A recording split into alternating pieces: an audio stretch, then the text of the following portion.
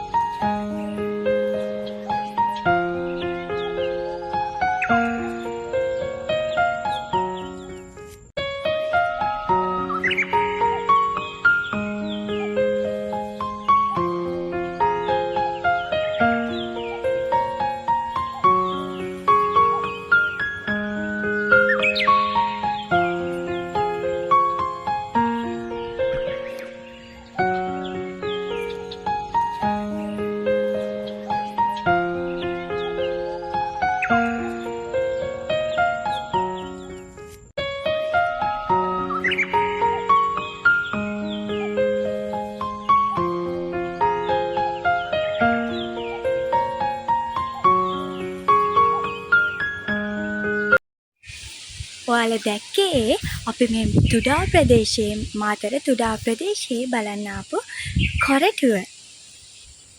ගොඩක් දෙනෙක්ට බලා ගන්න බැරි, දැකලා නැති බලා ගන්න බැරි වෙලා තිබිච්ච කොරටුවක් දකින්න හම්බුණා කියලා.